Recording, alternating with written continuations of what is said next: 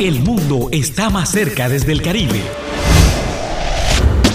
Zona Franca de Barranquilla presenta la información económica en CB Noticias. Hola, ¿qué tal? Muy buenas tardes. Es momento de la información económica en CB Noticias. El Comité de Conciliación logró acordar el texto definitivo de la reforma tributaria y se votaría el próximo 15 de noviembre. Así las cosas, a la reforma solo le falta una aprobación en Cámara y Senado para pasar a sanción presidencial.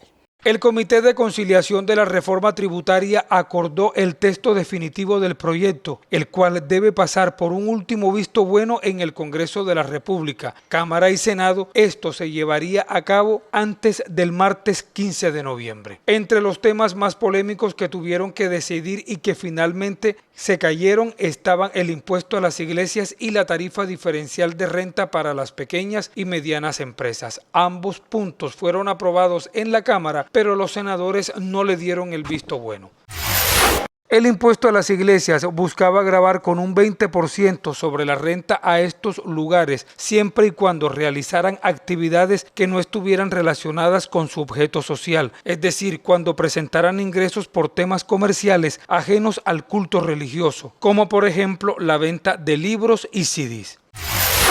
En cuanto al tema de las pymes, la idea era una tarifa diferencial en renta para ellas, con un gravamen del 30% en lugar de un 35%. La tributaria buscará recaudar 20 billones de pesos para el 2023.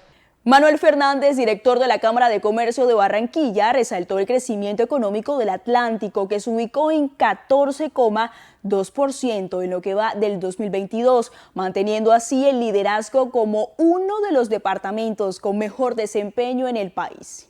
Al analizar el comportamiento del 2020 en relación al 2021, el comportamiento fue del 12,4% y en el bienal del 2019 versus 2021 el crecimiento alcanzó un 5%.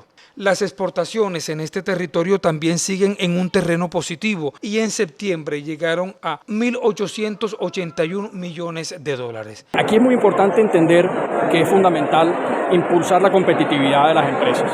Lograr que las empresas puedan pasar de micro a pequeñas, de pequeñas a medianas y de medianas a grandes, porque ahí es donde se genera el empleo de calidad. Y en Colombia, 12,9 millones de trabajadores se ubicaron en la informalidad entre julio y septiembre, según el DANE. En cuanto a sexo, la proporción de hombres informales en este mismo periodo fue del 60,1%, mientras que en las mujeres fue del 55,6%.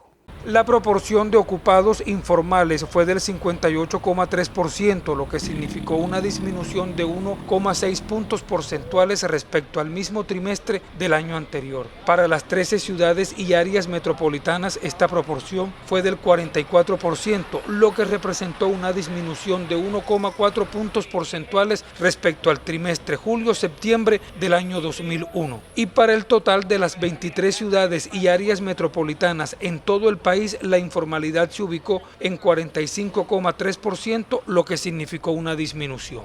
Riohacha alcanzó una informalidad laboral del 68,6% y Sincelejo del 68,3% según el DANE. El DANE también destacó que en el total nacional para el trimestre julio-septiembre de este año, el 84,8% de la población ocupada trabajaba en microempresas de manera informal. De acuerdo con las cifras del Departamento Administrativo Nacional de Estadísticas, en septiembre hubo 2,69 millones de personas desocupadas. Y el ministro de Hacienda, José Antonio Ocampo, anunció la reactivación de varios contratos petroleros que se encuentran en trámite y suspendidos. El inventario incluye cerca de 200 proyectos, de los cuales 121 están en ejecución, 37 en trámite y 36 suspendidos. Entre una quinta y una tercera parte son exitosos, pero digamos si una parte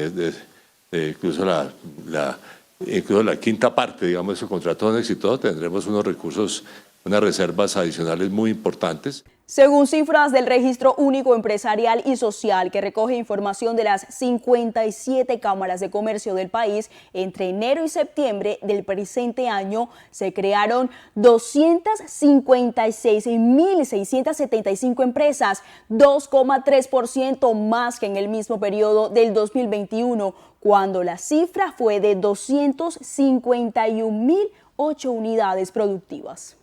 Del total de empresas nuevas registradas fueron 193.188, que equivale a un 75,3%, que corresponden a personas naturales, y 63.487, que equivale a un 24,7% correspondiente a sociedades. La mayoría de los sectores económicos presentaron incrementos en la creación de empresas. Los que más crecieron fueron agricultura con un 13,4% y servicios con 7,7%. En servicios, los subsectores que más contribuyeron fueron expendio de bebidas alcohólicas para consumo dentro del establecimiento, peluquería y otros tratamientos de belleza y otras actividades de servicios personales. El sector de la industria tuvo un crecimiento del 3,6%.